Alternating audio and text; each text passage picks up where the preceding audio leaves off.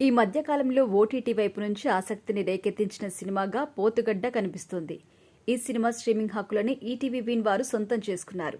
ఇక నేరుగా ఈ సినిమాని ఓటీటీలో రిలీజ్ చేశారు కూడా. మరి కర్నూలు నేపథ్యంలో సాగే ఈ కథ ఎలా ఉందో ఇప్పుడు చూద్దాం. కథ విషయానికి వస్తే ఎన్నికలు దగ్గర పడుతుండటంతో కర్నూలులోని పోతుగడ్డ నియోజకవర్గంలోని వాతావరణం వేడెక్కుతూ ఉంటుంది. అక్కడ సిట్టింగ్ ఎమ్మెల్యేగా ఉన్న సముద్ర ఆడుకాలం నరేన్ మళ్లీ ఈసారి కూడా తానే నెగ్గాలి అనుకుంటాడు. తన కూతురు గీతను యూత్ ప్రెసిడెంట్గా ప్రకటిస్తారు. సముద్రపై తరచూ ఓడిపోతూ వస్తున్న భాస్కర్ అంటే శత్రు ఈసారి తానే గెలవాలనే పట్టుదలతో ఉంటాడు. అందుకోసం పెద్ద మొత్తంలో డబ్బు పంచడానికి ఏర్పాట్లు కూడా చేస్తుంటాడు. సముద్ర కూతురు గీతకి తల్లి ప్రేమ తెలియదు. తండ్రికి రాజకీయాలు తప్ప మరో ధ్యాస ఉండదు. అలాంటి పరిస్థితిలో ఆమె కృష్ణ అంటే పృథ్వీతో ప్రేమలో పడుతుంది. తమ పెళ్లికి తండ్రి ఒప్పుకోడు అనే ఉద్దేశంతో ఆ ఊరు నుంచి వెళ్లిపోవాలని డిసైడ్ అవుతుంది. ఒక రాత్రి వేళ ఇల్లొదిలి వెళ్లిపోతుంది. ఈ విషయం బయటికెళ్తే పరువు పోతుంది అని భావించిన తండ్రి కృష్ణను చంపేసి గీతను తీసుకురమ్మని తన ప్రధాన అనుచరుడైన వెంకట్తో చెబుతాడు. పొలిమేర దాటేలోగా తన కూతురుని తిరిగి తీసుకురావాలని ఆదేశిస్తాడు. ఎన్నికలలో పంచడం కోసం భాస్కర్ 50 కోట్లను ఏర్పాటు చేస్తాడు. ఆ డబ్బును బుట్టలో పెట్టుకుని అతని అనుచరులు బస్సులో బయలుదేరుతారు. గీతా కృష్ణ అదే బస్సు ఎక్కుతారు. రాయచోటి వెళ్లే ఆ బస్సులో వాళ్లు వెళ్లారని తెలుసుకున్న వెంకట్ ఆ బస్సును ఫాలో అవుతూ తాన్ని అందుకుంటాడు.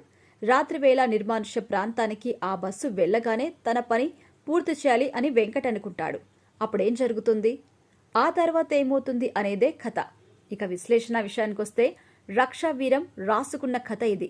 గ్రామీణ నేపథ్యంలో సాగే ప్రేమ కథను అక్కడ స్థానికంగా ఉండే రాజకీయాలను కలుపుకుంటూ వెళ్లిన కథ ఇది. తమ ప్రేమను గెలిపించడం కోసం ఇల్లు వదిలిన ప్రేమ జంట ఆ ప్రేమ జంటను విడదీసి తమ పరువు కాపాడుకోవాలని, తమ పదవులు కాపాడుకోవాలి అనే రాజకీయ నాయకుల మధ్య ఈ కథ కొనసాగుతుంది.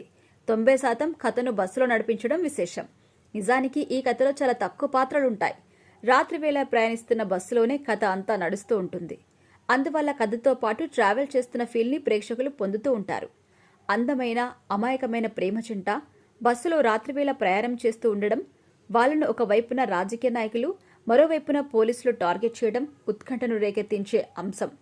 నిజానికి ఏమాత్రం బోర్ కొట్టకుండా ఒక్క బస్సులోనే మొత్తం కథను నడిపించడం చాలా కష్టమైన విషయం. కానీ దర్శకుడు వేసుకున్న స్క్రీన్ ప్లే ప్రేక్షకులని కూర్చోబెడుతుంది. బస్సులోకి కొత్త పాత్రలు ఎంట్రీ ఇస్తూ ఉండడం ఆసక్తిని రేకెత్తిస్తుంది. అలాగే చివరికి ఏమవుతుందా అని వెయిట్ చేస్తూ వచ్చిన ప్రేక్షకులకి నిరాశ కలిగించని ఒక ముగింపు అయితే ఉంటుంది. ఇక పనితీరు విషయానికొస్తే హీరో, హీరోయిన్, ఆమె తండ్రి, ఆయన ప్రధాన అనుచరుడు, ప్రధాన శత్రువు అనే పాత్రల చుట్టూ ఈ కథ తిరుగుతుంది. ఈ పాత్రల్ని పోషించిన ఆర్టిస్టులు అంతా తమ పాత్రలకి న్యాయం చేశారు. ఆడుకాలం నరేన్ ఆయన ప్రధానమైన అనుచరుడి నటన ఈ సినిమాకి హైలైట్. దర్శకుడు వేసుకున్న స్క్రీన్ ప్లే ఈ సినిమాకి ప్లస్ పాయింట్. చాలా సింపుల్ కంటెంట్ ని ఇంట్రెస్టింగ్ గా అందించడంలో ఆయన సక్సెస్ అయ్యారు. ప్రధానమైన పాత్రల్ని డిజైన్ చేసిన విధానం కూడా చాలా బాగుంది. అలాగే కెమెరా పనితనం, మార్కస్ నేపథ్య సంగీతం, ఎడిటింగ్ కూడా పర్వాలేదు అనిపించింది. ఇక ఫైనల్ గా చెప్పాలంటే జీవితంలో డబ్బు అనేది చాలా మందిని మార్చేస్తుంది. అలాగే పరువు విషయానికి వచ్చేసరికి కూడా మనుషులు మారిపోతూ ఉంటారు. డబ్బుకి, పరువుకి మాత్రమే కాదు, ప్రేమకి కూడా మనుషులను మార్చేసే శక్తి ఉంటుందని చాటి చెప్పే సినిమా ఇది. ఈ విషయాన్ని స్పష్టంగా చెప్పడంలో దర్శకుడు ఎక్కువ మార్కులు కొట్టేశారు.